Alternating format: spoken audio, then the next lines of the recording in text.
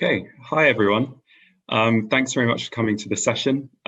This is going to be a panel discussion on scaling up organizations.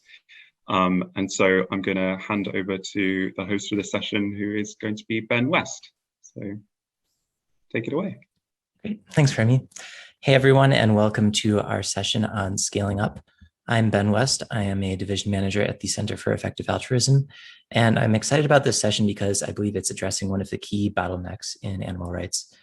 I've been involved in animal rights for about 15 years, and in that time, I've seen animal welfare advocates attract some of the most talented staff available, along with dramatically increased financial resources.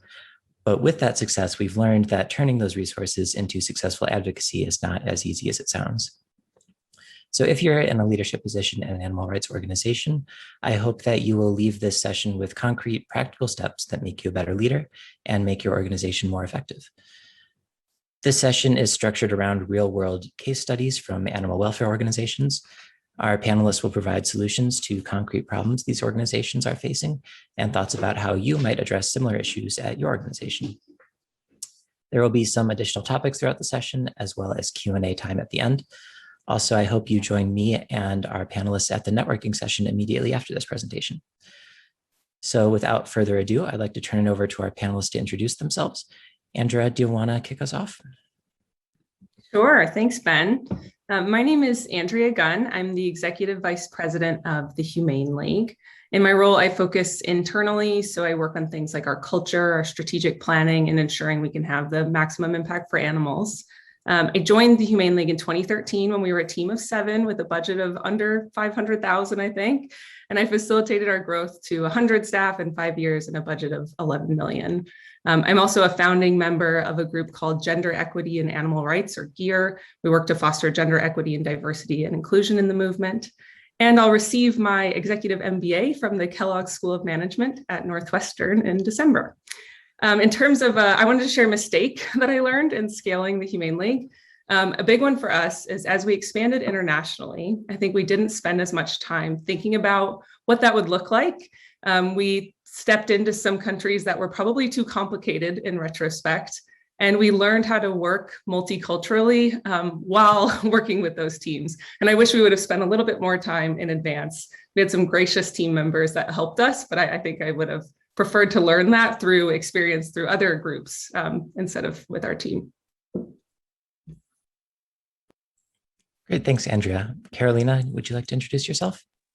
Hi, everyone. My name is Carolina Galvani. I am from Brazil. I'm currently the CEO of Sinergia Anima, which is an international animal protection organization working in the Global South or in the developing world.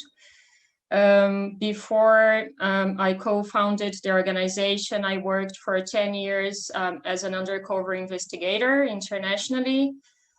And I also had some experiences with corporate engagement and campaigning in organizations such as Humane Society International and Forum Animal in Brazil.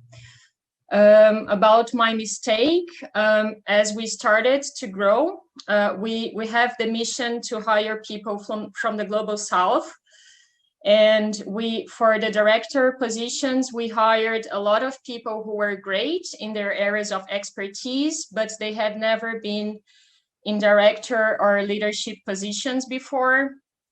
So it was very challenging for them, and it became very challenging for me as well, because I got involved in almost all the challenging or difficult situations in the organization when we had to give people like feedback. For example, I was always involved. I got close to burnout, I would say, because it was a lot of work and a lot of emotions as well. So the mistake was not to provide training on leadership and effective feedback to the new leaders. If I could go back, I would have done that a long time ago, right when we started. Thank you. Great, thanks. And finally, we have Jakub. Yeah, hello everybody. So my name is Jakub Stencel. I am Director of Global Development at Anima International. I have been involved in the movement over the last decade. And I started working in Otwarte Klatki as activist in 2014. And since then, with Otwarte Kartki and Danish group Anima, created Anima International, and I'm currently working there. So our biggest mistake, I think, well, we have a lot of mistakes. My colleague Ola Wierzbiak today said similar, answering similar question that she feels like we specialize in making mistakes, and this is how it feels from inside. But I think one of our biggest is just growing too fast. In the last years, Anima International was quite successful. We attracted a lot of donors, especially as, for example, Effective Altruism got more funds, and we scaled way too quickly. We didn't create that middle-level manager positions. We didn't pay enough attention that people are listened to, that we care about the culture. It's not too, neglected. So we are fixing that, but in consequence, we had to like turn down a lot of restricted donations that we didn't want to involve, and also we cut a lot of programs and canceled our plans to be in some countries because we were thinking that we were spreading ourselves too thin. So watch out for success. Great. All right, well, thanks everyone. So I'm going to kick us off with our first case study. How this is going to work is I'm going to read a case study submitted to us from, this one's from Aqualia. It's going to describe an issue that they're facing. Then I'm going to ask our panelists for their feedback on this, and hopefully it's a nice example of how we can address some of these real world problems that animal rights organizations are having. So Aqualia says, our organization is less than 3 years old and is in a period of rapid growth after receiving important grants from the EA and EAA community. We have a staff of 12 employees and have already secured financing for 4 new positions. Projections indicate that we could end 2021 with a workforce of around 20 employees. The leadership positions have extensive experience in EAA, but not the rest of the positions, which are mostly junior profiles that pivot from the business sector. In Spain, there is hardly any EAA community, and today it is impossible for us to hire in other countries, as do other organizations in the EAA community. Our rapid growth brings with it an increase in senior leadership positions, some of which we need or want to be aligned with effective animal advocacy. We have experienced in the past problems derived from the lack of EA or EAA culture in large or fast-growing projects. What would be the most effective thing we could do in this situation? Carolina, would you like to start us off with some thoughts? Sure. My thoughts are, I think, first of all, you should be very strategic during the recruitment process. So you could introduce, for example, some written exercises during the hiring process that explain the principles of effective altruism and get candidates to give their impressions and thoughts. That's the first point of alignment, I think. And when the person starts the job, I would do a lot of training and have a very clear onboarding process to explain the importance of effective altruism. And I think one key thing as well is to let people know that we have written grant proposals, like we have donors involved. So it's a very important topic for the organization. And I also learned through experience that sometimes we think that saying things once is enough. And actually, all of us are children. We need repetition to learn. So don't be afraid of repetition and bringing that up again. I remember that at some point we had major challenges with alignment in terms of the values, the mission, and the strategy. And we stopped the organization for 1 full week to review the strategic planning and to listen to people, but to also explain why we were doing that. And that was very valuable. Awesome, thanks. Jakub, you have anything to add? So Karolina said most of the things that I was thinking about, but maybe something you should consider also that may be very unpopular is to consider growing also slower, like maybe trying to talk with donors that maybe you can delay one grant or like execution by 1 year or something like that. It may be, it looks, it's not like I said, popular answer, but I think it's something that it's very hard to consider because we want stuff faster, we want to be more effective. But I think it's very, very important. I think I would also think it's obvious that Aqualia is a very effective organization and you're getting a lot of success. So like thinking how you manage to do it, because I don't think that probably, if I'm correct, most of you were where you at instantly, that when you recruit people, you were thinking the same things you're thinking now. You learned, like Karolina said, like by probably exposing to the same things. So maybe try to look not for do people understand it, but what are the traits in the values that will make the people more likely to adapt to the culture, to the work you are doing, to the values. I think the other thing that is important is to grow community around you. So if it's your followers, donors, like maybe build volunteer base.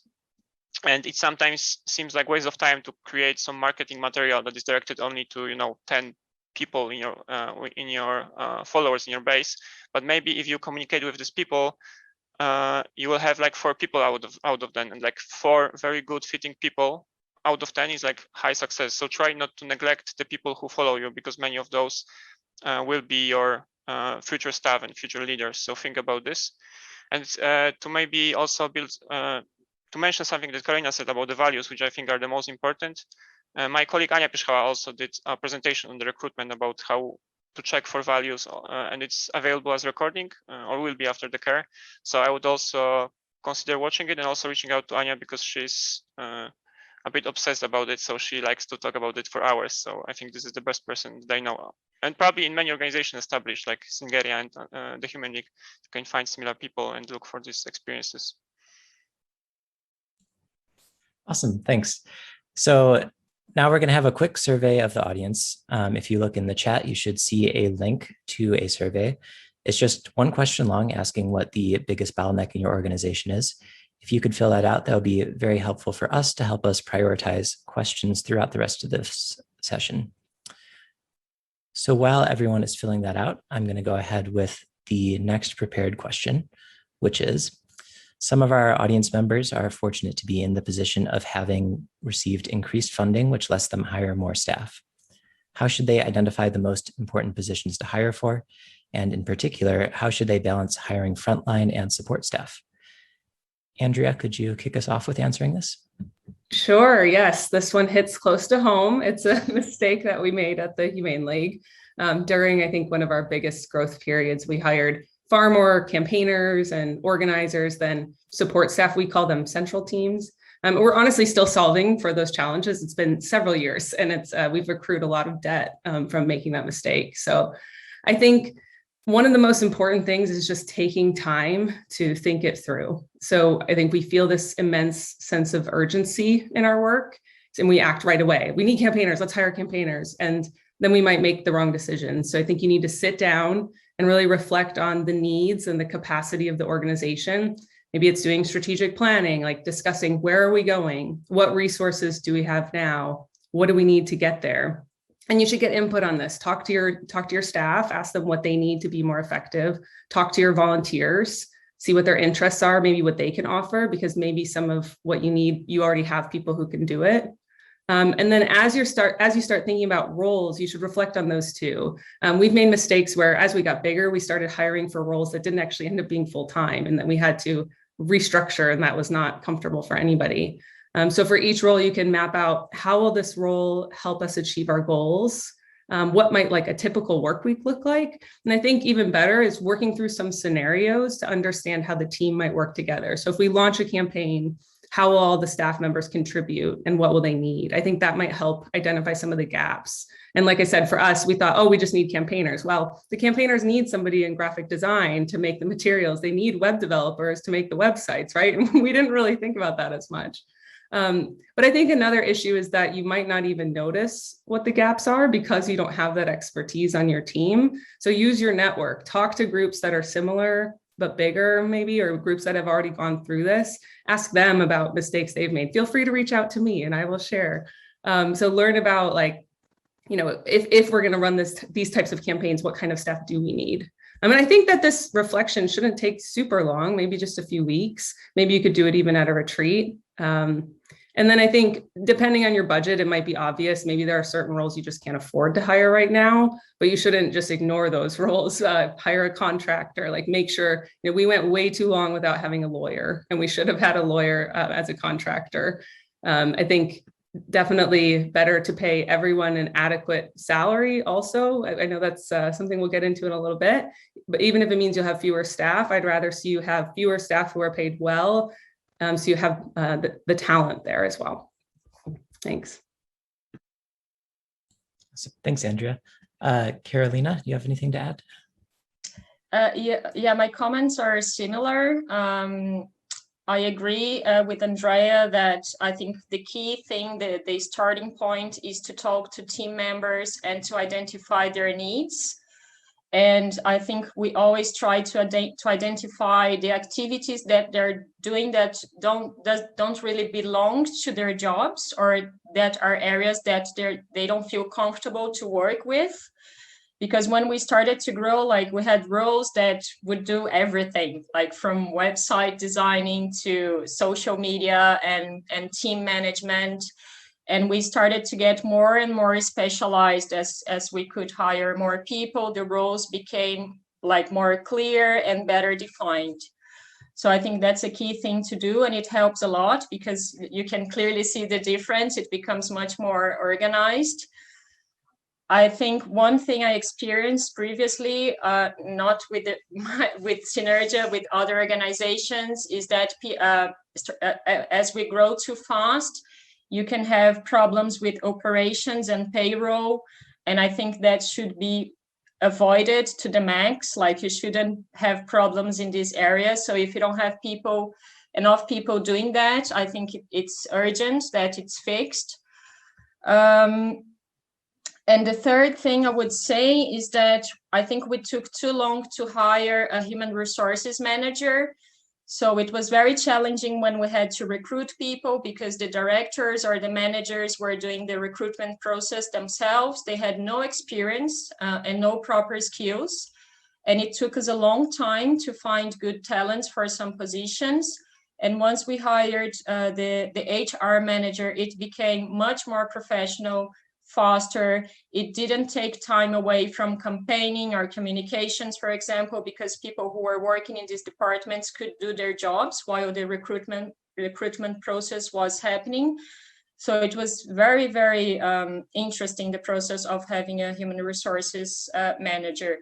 And what she did as well that helped us be more effective or faster at defining what new roles, what new support roles we need, is to spend a lot of time reviewing the activities and the responsibilities of each role, and also making that clear to the team. Because I think we had, as we grew too fast and people were doing a little bit of everything, after some time, they didn't even know very clearly the things that they were responsible for. So the review process under the guidance of the HR manager was very helpful. Awesome, thanks. So it looks like we've got survey results in, and people are actually pretty evenly split between the 4 areas. So that's good. I guess we'll continue to have a breadth of questions here. I'm going to continue with our prepared questions. We have a couple more, and then we're going to switch to Q&A.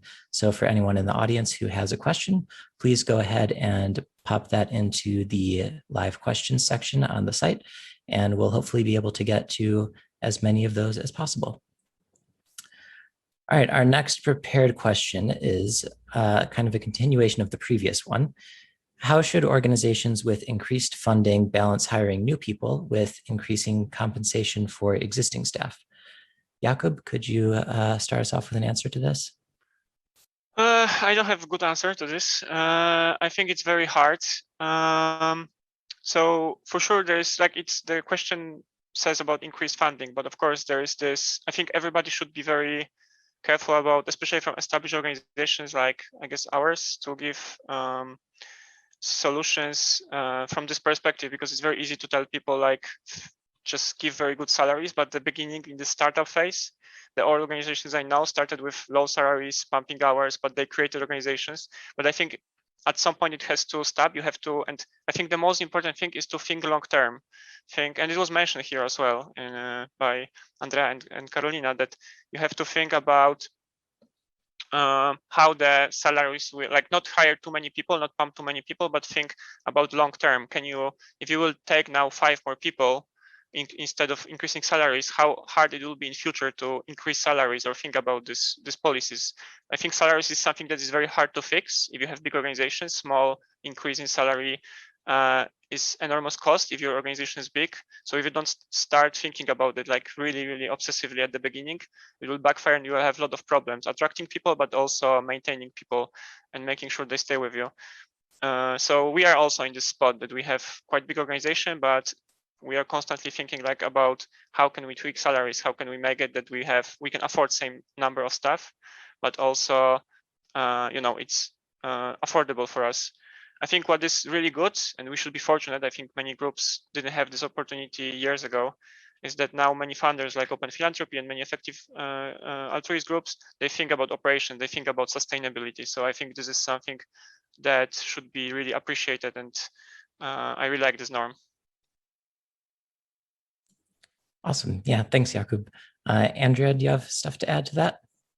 Yeah, of course. Thank you. Yeah, and I think to build off of what Jakub said, when you start to increase salaries, you also have to think of, can you maintain the fundraising to, get to that higher budget every year too. But I do really believe in building a movement where people are paid well. I mean, in the long run, it's so much more sustainable. And I think it's going to help our movement be stronger if we're able to keep people and develop them professionally. And the people who've been here a long time can mentor other people. Like that, it's worth the investment. And to the point that Jakub made, I'm really glad to see funders getting on board. I think that was one of the bigger issues in the beginning, was that all they wanted to see was results for the lowest possible financial investment. And that's changing. And so hopefully the funders of your organizations do believe in paying people an adequate wage. And if not, maybe that's where you need to start, is really making that argument. But yeah, I think it depends. And I agree with Jakub like that. Sometimes I do these panels and I want to caution people against taking what we say and doing exactly that, right? Like you need to think critically about, how does this apply to my organization? So I think it depends on your budget and your needs. We paid very poorly at the beginning of the Humane League, and you bring on people who are privileged, who are young, who can work for a few years, but then probably eventually need to go do something else to have financial security. Over the years, we've really worked to change that. And then we also had an issue where somewhere in the early days, we would hire new people making way more than our current staff. And that's like a huge insult to the staff that we have, because you kind of forget about them. And you're like, oh, we just need to get a really good person to do this specialized role. So don't do that. That's very insulting to your staff. So I think it's having a set process for deciding salaries to prevent inequity. I know some organizations use algorithms. We have a bracket system at the Humane League. We have just something to kind of check us. And every year when we're looking at our budget, we look at everyone's salaries together holistically to spot for any areas where we may have, where there's an inconsistency that's not fair. And then I think it's important to have a philosophy of how you want to pay. So like, what kind of employer do you want to be? Do you want to be an employer that really takes care of your staff? I think that's also really compelling to your donors. So at the Humane League, we set a goal. We set a goal. We wanted to get to the 50th percentile of the market by a certain timeline, and eventually up to the 75th percentile. So we hired a compensation consultant, and they did an analysis. Looking at the market, we went beyond animal rights because traditionally animal rights pay is a bit low. And now we're doing another analysis, and we're actually looking at for-profits as well, just because nonprofits in general pay pretty low. And so we use that to compare our pay to the market and then set a target. We knew we couldn't do it right away. And we've gotten lots of positive feedback from our staff that they feel cared for and valued, and we've been able to retain more people, I think, because of it. So I think it's about setting a goal, aligning on your philosophy as a leadership team, and then having a set process for deciding salaries so that you're not accidentally doing things that are pretty unfair across the organization. And then, yeah, in terms of deciding whether to hire new people or increase compensation for existing staff, I think it really just depends on your needs, but you can always hire contractors to do discrete projects. I think it's much better to do that than to build a huge team of people who are really not supported well. Awesome. Thanks, Andrea. So our next segment is a case study from CAAI. So they say, to give some background, we are a grassroots animal rights group founded in 2017 in Bulgaria that grew sharply until mid-2019. They lost about 10 volunteers silently due to disengagement before plateauing at around 25 to 30 activists until the present day. They've had one employee until early 2020. Then they got up to 3 employees by starting a cage-free campaign, and then finally 5 employees in late 2020 by starting a foie gras ban campaign. So their first campaign, which gave them more prominence, was a fur ban campaign which was very large scale with an investigation and the second largest national citizens initiative carried throughout their first year. Then in 2019, they joined End the Cage Age, started cage-free work in 2020, as well as Foie Gras.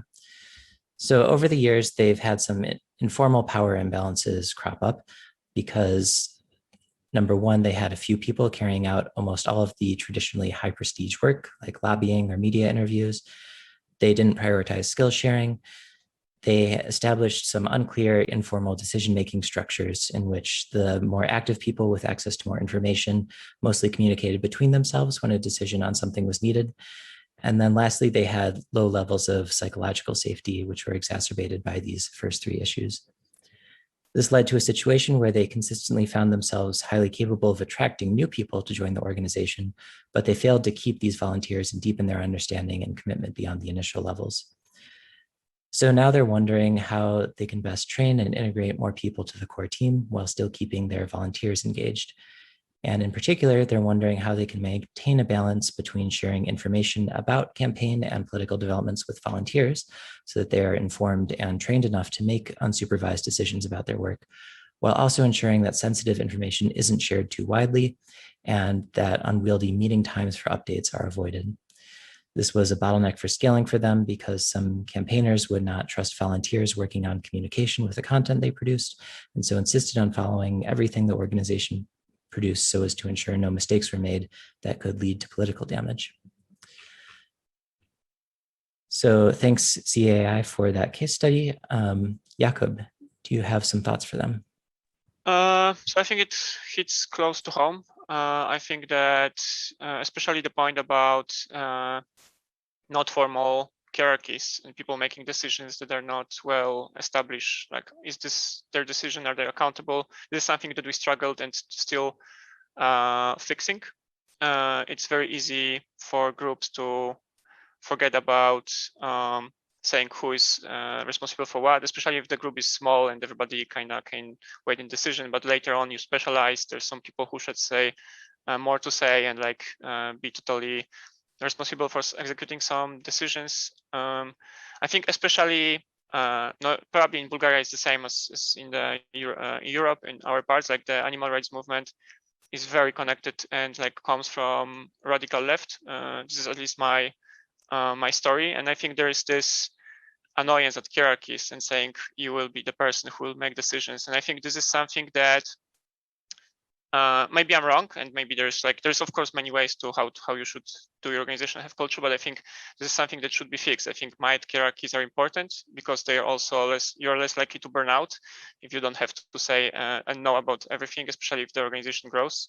I think the best description of this is the essay by Jo Freeman, who is from feminist activist from I think 1970 in America, and she wrote an essay that is available online that's called The Tyranny of Structurelessness. And I think this is the best description of why informal hierarchies are very toxic and consuming organization from the inside. And Freeman suggests that existing hierarchies, the group should be formalized and put under direct democratic control, which I think is, of course, sounds easy and good, but it's hard. But I think this is the essay's first thing I would recommend everybody who is growing and has this problem. So this is something that is very important. And it's also, it may be counterintuitive, but it's very, I think it's very healthy for the culture, for the people, that they know what is expected, they know what they will be accounted for, and other things like that. The other part about volunteers, this is also something that's very close to us. Like in Poland, we are mostly volunteers. We don't have money to hire people, and I think this is, and of course, this is something it's very hard to give advice without knowing very specific of what kind of information you have out of campaigns. But I think one common mistake that I observe a lot is that you are a volunteer, you are working in a volunteer environment for years, then you're hired, and now it's some switch in mind, like, okay, I cannot trust volunteers. They're like, they won't understand, but you are the same person and you are in the same position and it works. So why you cannot share some information with other people?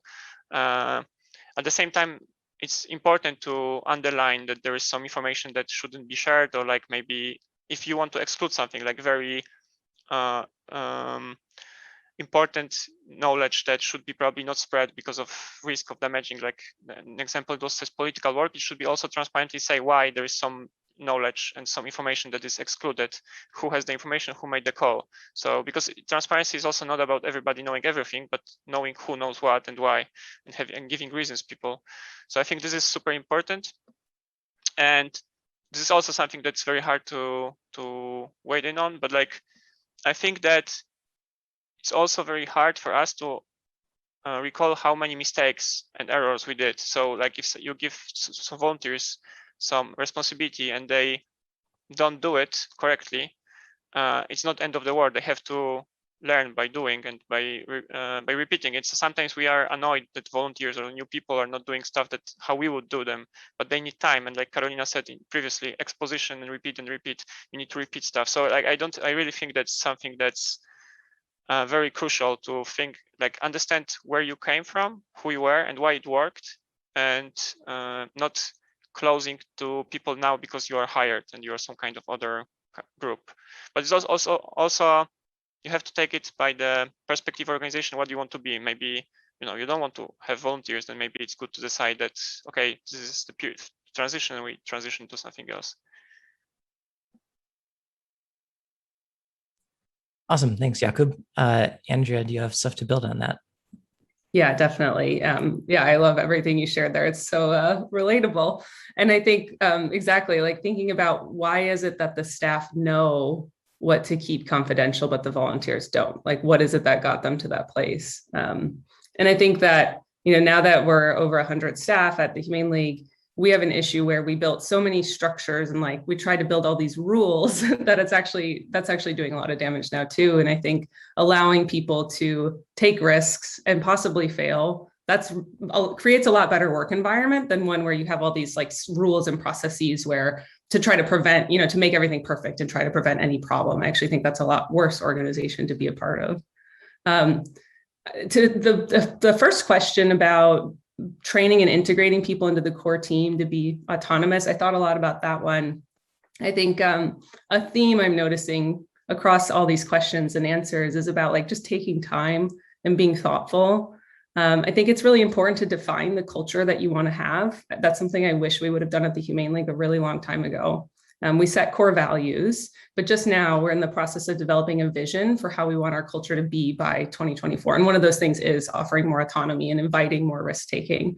So I think it's important to be really explicit about what kind of culture do we want to have. So some of the things mentioned in the case were about, being autonomous, being more collaborative, having psychological safety. I think it's really important to state that and be really clear that this is what we want, and here's how we think we're going to get there. And if you're not sure, ask your team. They probably have a lot of ideas. And then you can provide training. So for all of your current staff, all your new staff, this is what we want. This is how we think we can get there. Like, how do you think we can get there? Spending that time. These are the things that are important, but not urgent. And I think it's really easy for us to forget about them. Maybe you want to hire someone to be your point person on this, somebody who keeps it front of mind, who works closely with the leader of the organization. And then I think another really big thing that we don't think about is incentives, incentivizing people to engage in the behaviors you want to see. So it doesn't mean like a bonus, of course, we're nonprofits, right? But anything you can do to motivate people. So if that's public recognition or your performance review process, your pay increases, your promotions, even decision-making power, making sure that giving people those ways that you recognize them, tying that to the culture you want to see. So if someone's particularly collaborative or working autonomously or doing a great job of building psychological safety, those should be the people that you're recognizing. And people who are acting contrarily to what you want, they shouldn't be the ones who are recognized and growing. And a lot of times we don't really think through what our incentives are. I know at the Humane League, we've sort of accidentally incentivized just like working really hard and like doing something really challenging. And like now we have all these people who get really anxious about working really hard and doing really big challenging things. And then you can also set goals around what you're trying to achieve. So at the Humane League, every year when we set goals, we have at least one about our culture. So we make it really explicit that this is what we're trying to do this year. This is how all the teams fit into that. So I think this is something you can do with your volunteers if they make up such a big part of your team. Let everyone really know and put it out there. It's like, here's what we want to do. Here's how you can contribute. And then do periodic checking in on your progress. Ask for feedback of how are we doing. I think it's just so important to be explicit and put it out there. And then with psychological safety, that's a tough one to build, but I think getting feedback, being really humble and honest about like your own pitfalls and drawbacks is important. Like maybe you ask for feedback in a biannual survey, or maybe tie the survey to your goal progress reviews. But yeah, maybe you want to designate someone to tackle this. I think that's really important for keeping it front of mind. Awesome, thanks, Andrea. So we're going to jump into our final prepared question here before we go to audience questions. I see that we have a bunch submitted already, so please continue to submit those and vote on the ones which you like the most so that we can make this session as valuable for you as possible. All right, our final prepared question of today. Some of our audience members belong to relatively small local organizations which work with larger international organizations. These local organizations can sometimes struggle to adapt best practices from the umbrella organization to their local context. As leaders of international organizations, what would you give to these local organizations about adapting best practices and communicating what works and doesn't work back to the international organization? So Carolina, could you start us off with thoughts about that? Sure.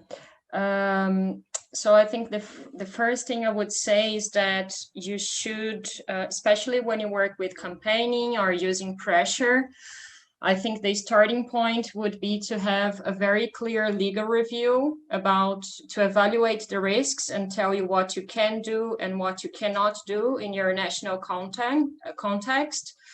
For us, it was very challenging to get that, because like we were one of the first to start in many countries. The way we found to solve this problem was to work with lawyers who had previously worked with organizations such as Greenpeace and Amnesty International, because they had a very good understanding of campaigning and civil rights. So I think once you get that clear, it's easier as well to see what you should be trying to do or not. And also as a way to protect people who are starting, right, in new countries. The second thing, I think, from my experience, usually when new strategies are proposed, they tend not to be accepted when we are trying to change the goals, what we have to reach. And I think we need to have a very clear understanding that we wrote proposals to donors, we have goals, we have a mission, like there are things that were predefined. And I think there should be enough flexibility if we are like focusing on the right things, but trying to use adapted strategies. I think what's often not accepted is to propose something that will not deliver the results that we have at least to try, right? Like sometimes we don't get it, but we have at least to tell our donors and supporters that we tried. The other thing that I would say is that I think when you talk to people, you should prepare yourself to be calm. I know it's not always easy to be calm, but prepare yourself to stay calm, to have enough evidence and concrete examples about why it doesn't work. And also one thing to avoid is that, like when we start in new countries, we often compare ourselves like to the US or countries in Europe, such as the UK, which have a long history, right, with animal welfare campaigns. Don't compare yourself. Don't try to get there. It's going to be much slower for you, much harder. So like, I think also like be patient and maybe try a little bit before you try to come up with something that is totally new. I would try. I always tell people to try. Safely, of course, under the guidance of the lawyer. Another two tools that we used, and I highly recommend them, is to get training for yourself or for the whole organization on nonviolent communication, because I think a lot of the problems happen because we present things as accusations or in a kind of aggressive way, and when we do that, it doesn't work. So the way you say things is very important as well, and nonviolent communication can be a very great tool for that. And also to get everybody trained on effective feedback. Effective feedback also follows principles that are very close to nonviolent communication. And the last thing to say is, we haven't tried yet, but I think that was a mistake. I think every organization that starts working internationally should have cross-cultural training. We are planning to do our first one now, and I think we took too long. It should have been done a long time ago. So these are my comments. Awesome, thanks, Carolina. Jakub, do you have stuff to add to that? Yeah, it's a very hard question, and I'm really happy that Carolina went first, so I have easier job. Like focusing on the one part of the question, like what would you give to local organization about communicating with international organization? I think this is hard because I usually were on the other end, like I'm saying groups what to do, and I think it's very hard, like I'm thinking what would convince me and how they have to communicate with me, like people like me who are like leaders and experiencing one part on like Polish culture or like Polish context. And I think it's very hard to argue with leaders, with people with a lot of experience, because they think they know right. Like we can be very arrogant and say like, oh yeah, do this and that. I think now the movement is learning a lot because of so many mistakes that were done in this area. Just like Andrea said at the beginning of like starting in groups in the cultures that you don't do enough research and thinking that everything is as easy as in your country. But it's very hard. I think there's like two problems, right? Like there's very often there's this one dimension, but there's on the both ends there's a failure. Like one is not listening to the experienced groups, and like when they say to you do operations, do this, and people are like no, it's not important. And we see that many tools that were spread within the movement, like for example by Open Wing Alliance, like how to do effective corporate outreach, when it spread and people said do this in the Humane League, when they said to groups how to do it, it was incredibly effective and spreads, like spreading this knowledge is super important. But then like the other thing is the other failure is just not copying everything like to exactly the same without taking into consideration what is important, and leaders and like experienced people not listening to the group, so like ignoring because no, you have to do this way. And it's very hard. I think this is something that we struggle and we have to think a lot as the movement how to do it better. I think the point about cross-cultural competence that Carolina mentioned, this is super important. Like even in countries that are very close to each other, there's a lot of difference how people communicate, how people take feedback.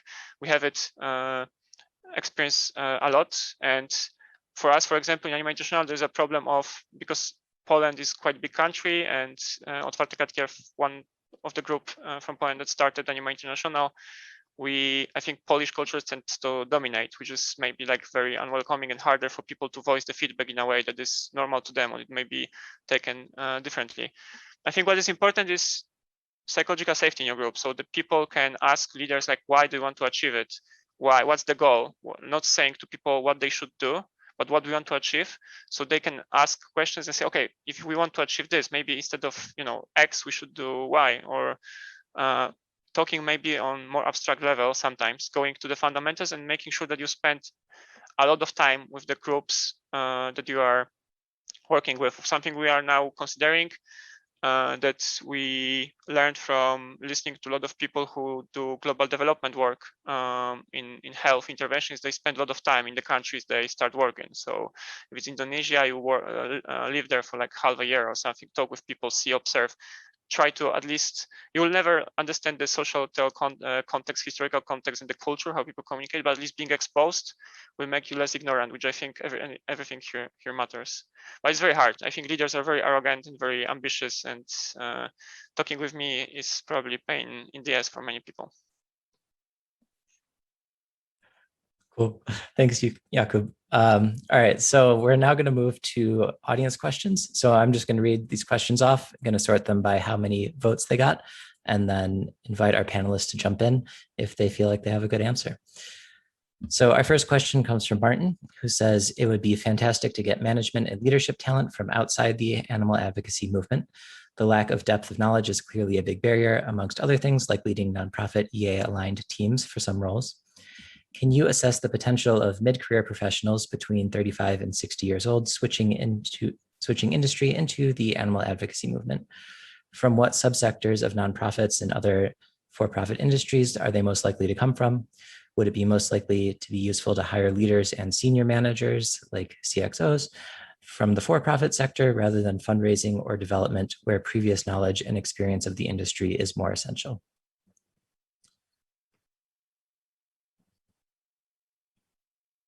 So if any of our panelists feel like they have an answer to that, I encourage you to jump in. Yeah, I can start. Just to clarify, the end of that sentence was the question, is it better to hire managers from the for-profit sector instead of hiring fundraisers, or better to hire people from the for-profit to do leadership and management than to do fundraising?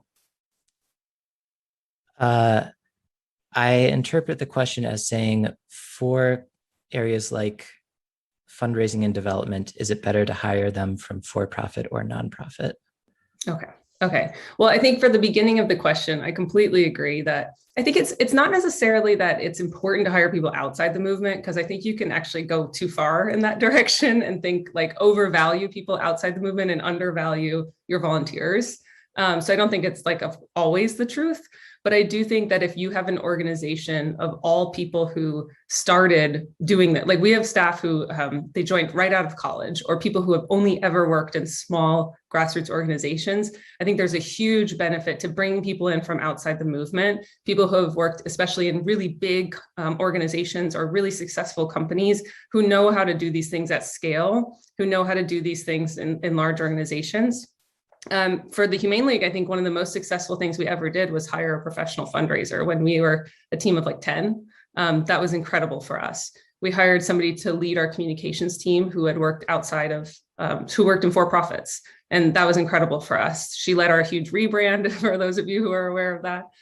So I think you don't want to have too many people who are from outside the movement, but I think hiring some people who know how to do this stuff in big companies, who, especially in organizations that invest in professional development, I think that's a weakness of our movement, is that we typically don't have the time or the budget to really develop people, and we don't invest the time in doing that. So bringing people in from outside who can do that can be helpful to get you to that place where then you can invest in your own team. So I don't think it should be your like permanent solution, but I think it can really help take your organization to a new level.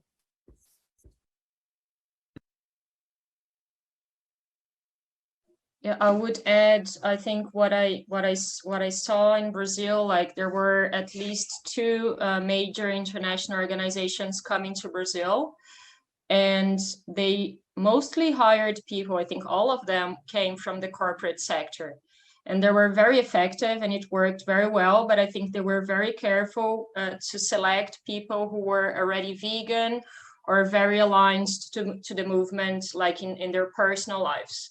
So it can work very well if you have a good recruiting process. Awesome. Thanks, Carolina. Andrea, Martin commented to clarify, he meant COO and CFO rather than CEO.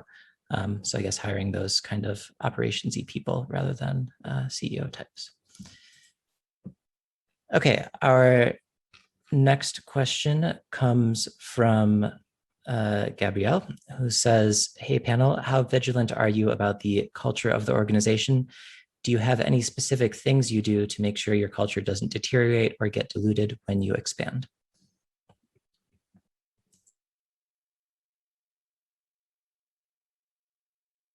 So maybe I can answer. I think culture is like probably, at least for me, like the most important thing in the organization, because for me, culture is when you have success as an organization, something made this success, some values that you share, and now you need to think when you scale, when you don't have time now to talk to like haul your stuff just by eating pizza because the team is so small, like how people can intuitively know the culture and communicate in the same way, and it's super crucial. What we do, I'm not sure I can answer as an expert. I think we did a lot of mistakes and we are still trying to solve it. I think writing your values, like what Andrea said, your vision, how it should be, dedicating time to think about it, especially leaders. I really love what Andrea said about the Humane League, about having at least one goal that is culture related, because I think what is very easy is to think you have culture and then it's set and you don't think about it. And it's constant work in progress. And I think it's even better to probably overspend time on it than neglect it from two mistakes, because you will have a lot of problems later on. People will not understand, not speak same language, not understand the same communication, same feedback forms. And it's even more important if you are international group, because then you have to also go through these differences in how culture is different from yours. And so like, I think what I would insist that everybody should do is what Andrea said about like focusing on it and having it, trying to formalize it, trying to have goals, but also what Karolina said at the beginning about like repeating all the time. And I think it's very tedious sometimes just to say all the time the same thing, and then you don't even remember who you told the same things to, and you're like repeating to someone who is too nice to interrupt you and say like, oh, you told me this. But I think it's the necessary cost that you will be annoying to people. I can jump in on that too. Yeah, I think we do orientations for all of our new staff, and they have a couple that are culture related. One is led by our HR team, and then every single employee has an orientation with the president of THL, Dave, and me, where we say from us, like what we see as the culture, what matters to us. And so one big thing at the Humane League we talk about is like work-life balance and sustainability. And so we look into our employees' eyes and tell them this matters to us and what it looks like and the strategies that we engage in to make sure that that happens. And I think that's really powerful. Of course, we do retreats where we focus on team building, but the team building can be while doing work. You know, it can be like bonding over solving problems. But then also these things like core values, we touch on them in our performance reviews. We talk through how are people embodying the values.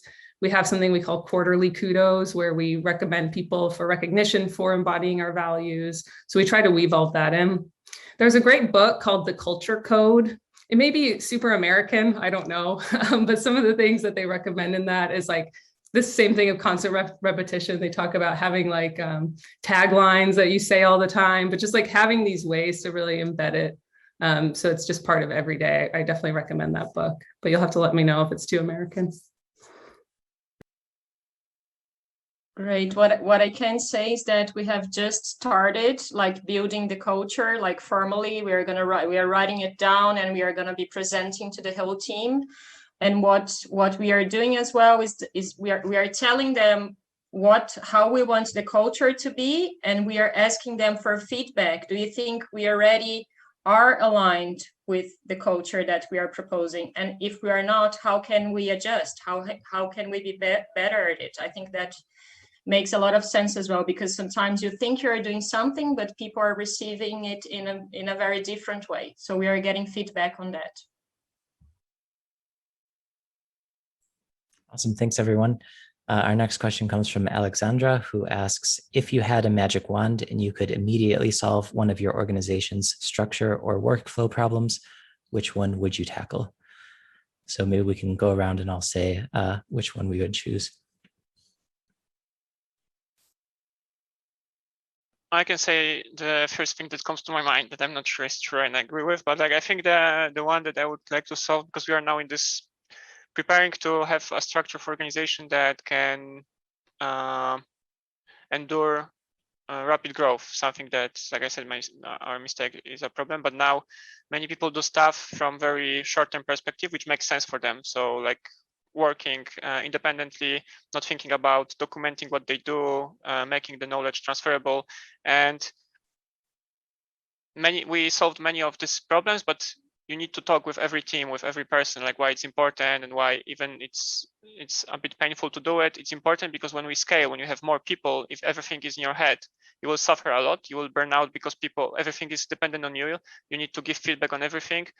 And I think working to make your work more transparent, more transferable is something that I would love for people to already internalize in our organization, because if you want to grow, then it's not sustainable in long term, in like next years to work. And of course, you cannot skip it. You need to make sure that everybody agrees and understands your point, also voices the criticism, because very often criticism is very valid. But there is just, this repetition that needs to be done, and you cannot just make one call, do your PowerPoint slides and think that everybody internally gets it on emotional level. You have to spend time with your people. And this is something that I would like to already be done, and we can go and have fun somewhere in some other place in organizational problems playground. For me, it's about finding that balance of collaboration and communication. To collaborate better, we end up with too many meetings and then unproductive meetings. And we're always trying to change our meeting structure, and we've never figured it out. So another thing, though, I've learned is, maybe we wave this magic wand, but the more you grow, you have to resolve these problems. Like it never, I think I was very naive in the beginning, thinking I just have to solve it once, but you have to keep solving them. So every time you grow a little bigger, you have to redo your communication structures. It's hard. Yeah, I think one problem that we have, that it's a constant problem, it comes up all the time, is that all our team work remotely, and we ask everybody and we repeat a lot that they shouldn't be working extra hours, they shouldn't be working more than they should take care of themselves. But we often find people like getting back to us when they reach the point that they're not, well at all, like they need to rest and they need to take care of themselves.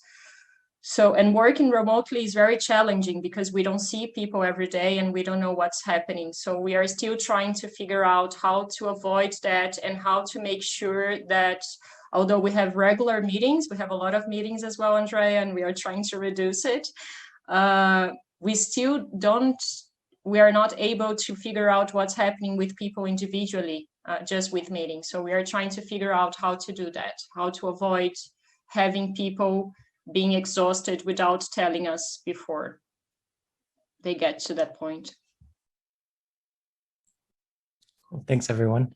Our next question comes from Anna, who asks, do you have any ideas about how to decide at what point to recruit a full-time employee instead of outsourcing a certain area of work?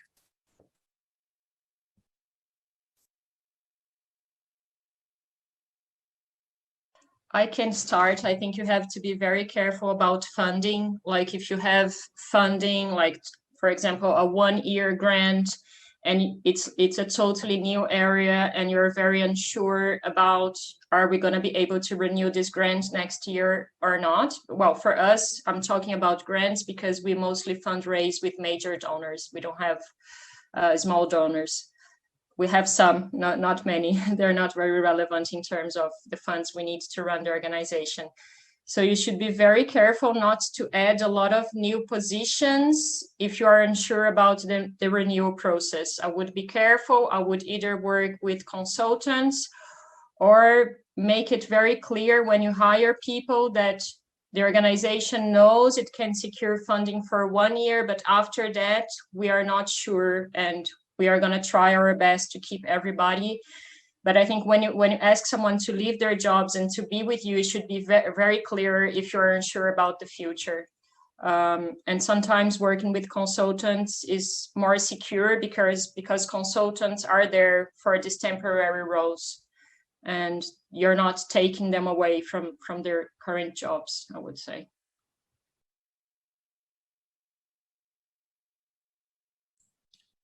Awesome, thanks. Our next question comes from Martine, who says, when your organization has both paid staff and volunteers, how do you decide what work should be compensated and what shouldn't?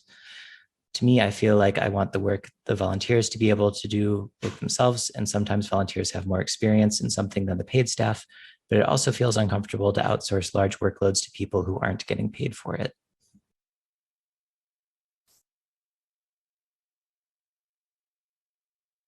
Yeah, I think it's a good question. It's very hard to answer, and I think it depends on your culture and transparency. I think the common mistake that I see sometimes our teams do is that they have a lot of volunteers working, but then they find someone who can do something that volunteers do and outsource it for a big amount of money.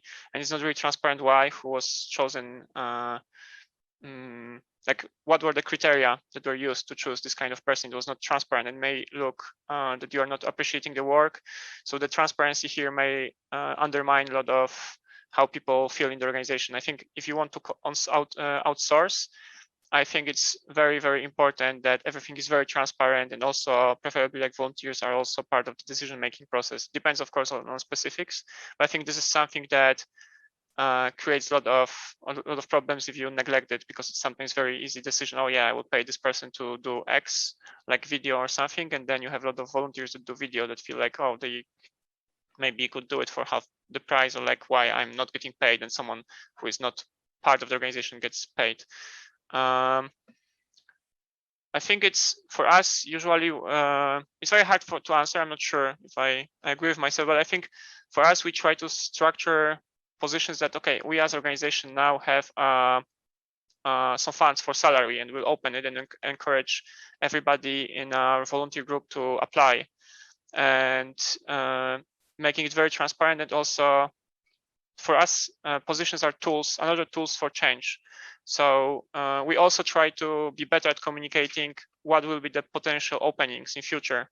So if you're a volunteer and you are doing, I don't know, some social media, and we will be opening in fundraising, we will try to communicate months in advance, and also what will the role constitute of. So you have opportunity to learn the skills or understand the skills, so you're not neglected out of the, like if you're a few years doing social media, you're not excluded from the recruitment just because it's not your area, but you can actually transition and learn and see. Because I think what's very important for us, and we have really a lot of successes with volunteers being part of organization, although I know that many organizations differ here, is that if you have volunteers, they are part of your culture, they understand your culture and the values. And I think this is the hardest to find during recruitment. Of course, there's like, we mentioned some skills that are like management and fundraising that may be better to look outside. But I think one of the struggles we have, especially when we grow, is how to find people with similar values, just like Equalia and our struggles.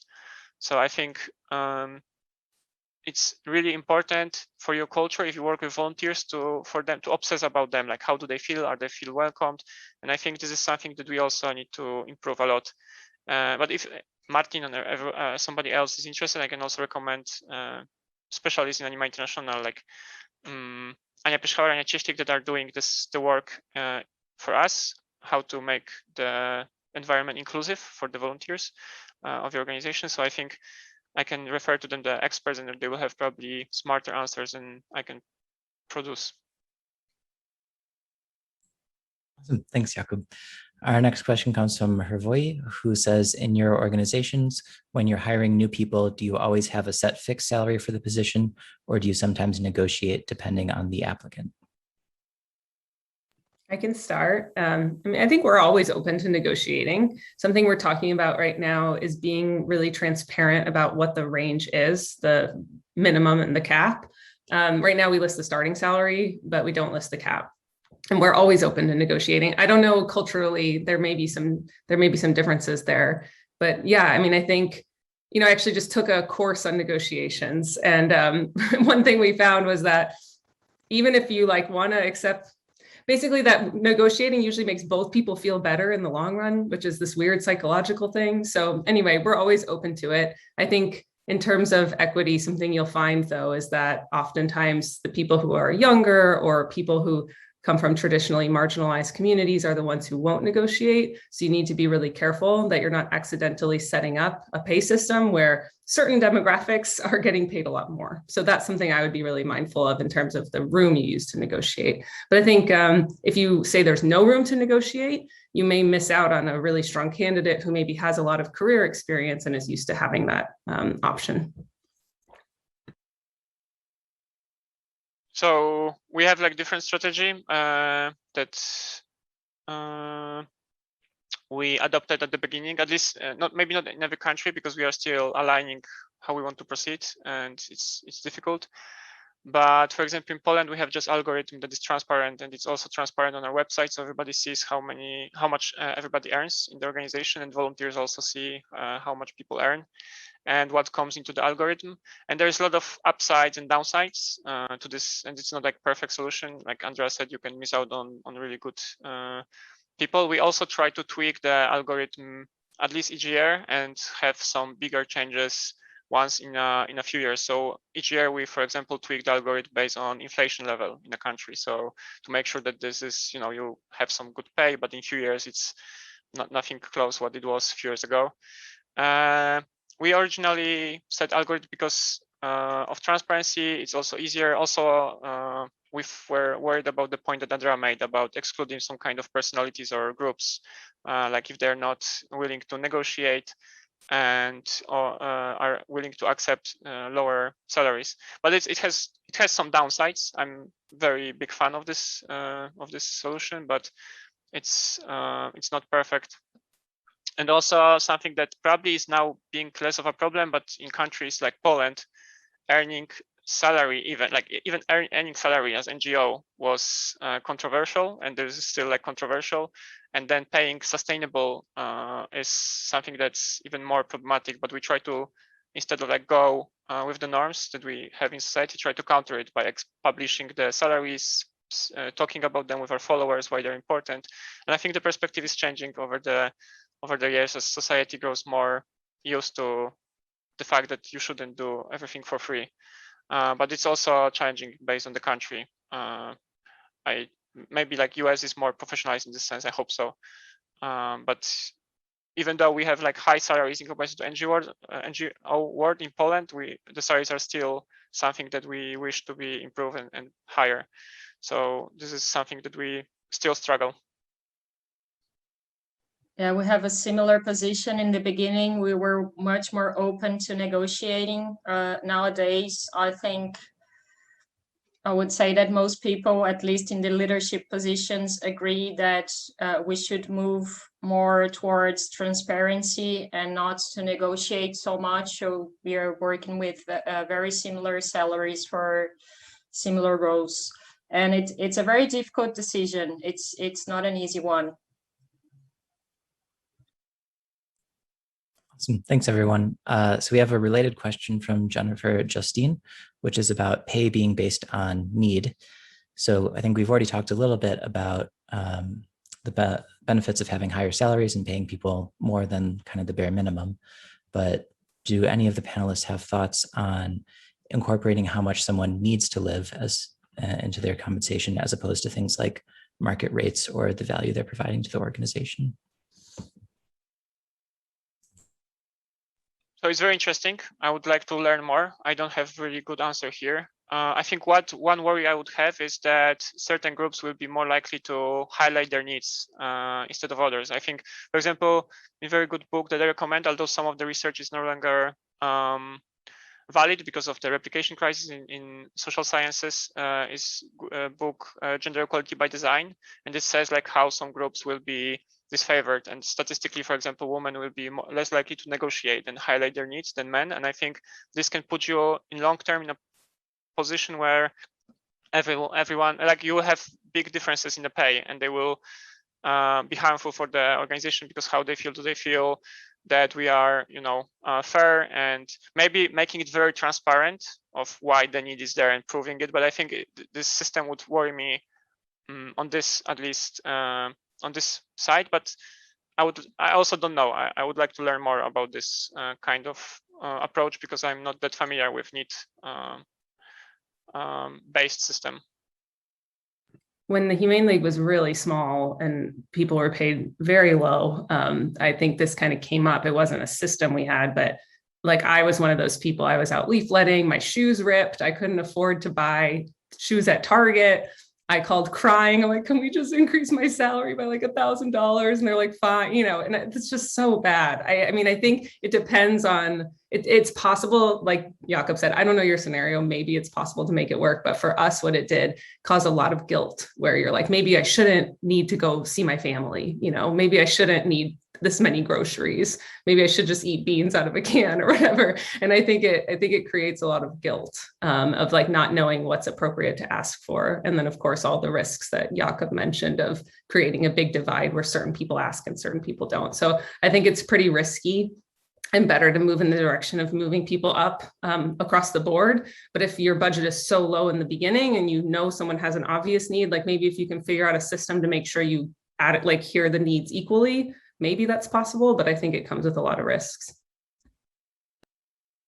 Yeah, I agree. I think it can be very risky. And I think what I can say that relates to our experience is that at the very beginning, when we started thinking about salaries, there were some people who said, well, just look at the average income of the country. And we work in low and middle income countries, and the average is really not good enough. Like, people are not paid what they should be paid in this country. So it was a decision from the very beginning. We shouldn't be looking at average income. We should be looking at something different, because the average income is not good enough. for people to work. Great. So I think we're going to do one or two more questions, and then we're going to switch to the networking, which I hope everyone in the audience comes to join us to talk with the panelists. So our next question comes from Philip, who says, how much money do you think a growing organization should keep as a precaution for times in which funding can be harder to come by? Do you have any clues on how to determine that? I have received specific advice on that. I have been told that you should have reserves that keep you going for 6 to 9 months, besides the current year, right? Yeah, I would usually ask Philip, who I assume asked this question, so I answer now, like he will answer what I answered. So it's like very dangerous precedence because he's our financial expert. But this is the advice that Carolina mentioned. I heard and read it as well. We usually try to be more prepared than that, like at least one or more, but it's not very, we don't have system. It's more like intuition right now, and it's very hard. And we try to observe, especially like how salaries will change over the period and what does it mean, how much we are spending each month, and like have some intuitions. We are way more worried about this when we were small and we had money just for a few months of salary. And I think at the beginning it's very hard to avoid that. Like at the beginning it's different than the state you are now. But yeah, I think this is something that we worried incredibly when pandemic hit. Like what will be the consequences on economical consequences on donors, on how likely they are to donate, and we're probably yet to see the full effects of this. But this is something that we were really scared, but I don't think we have like super strong answer here. And I know many groups in EA space, in animal advocacy space also were worried about this. So this is something that's probably need to be maybe, this question should be probably spread with, like if someone has good answer and good tips, it should be, someone should work on it and maybe spread it within the movement. I would really appreciate this. Great. So our final question comes from Pavel, who asks, what are good strategies and ideas to make sure that volunteering activists can keep up with the increasing pace of work when the organization grows and the number of employees increases?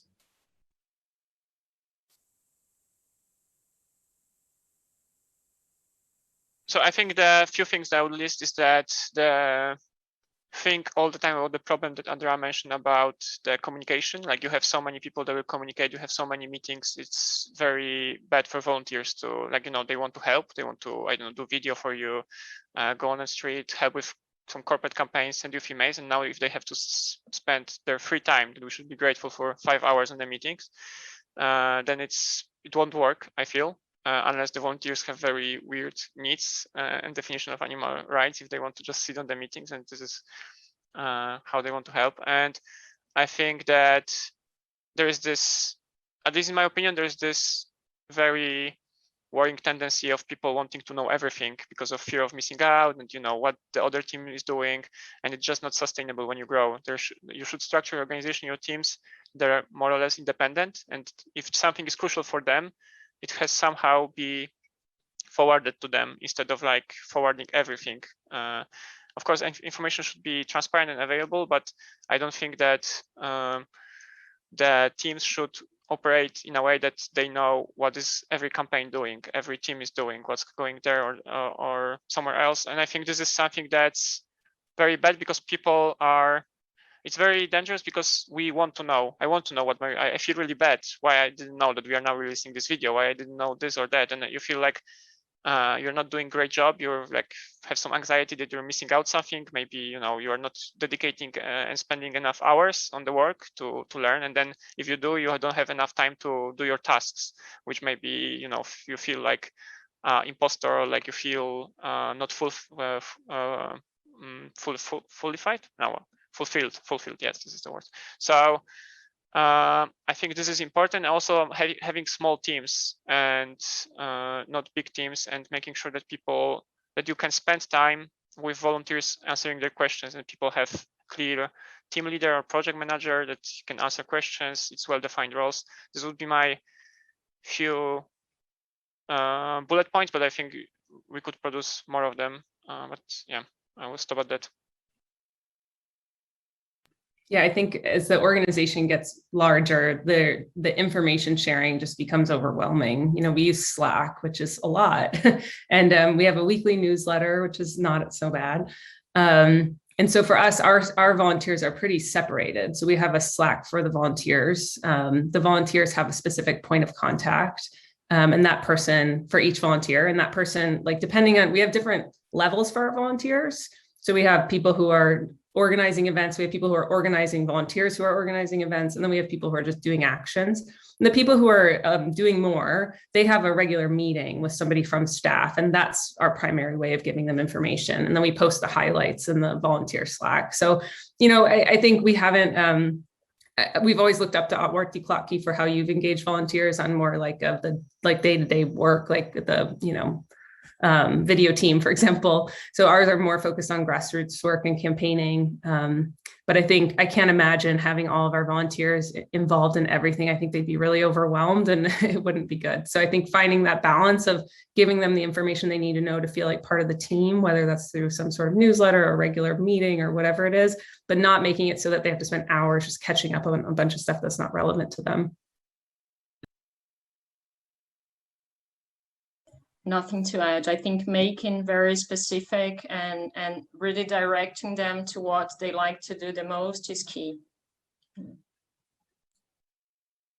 Great, thanks everyone. All right, so we're now going to switch to the networking portion. You should see a link appearing in the chat soon, which will let you join a Zoom with me and the panelists. So thanks everyone for attending this. I hope it was helpful. I hope you learned a lot and have practical takeaways for your organization. And I hope you join us in the networking session.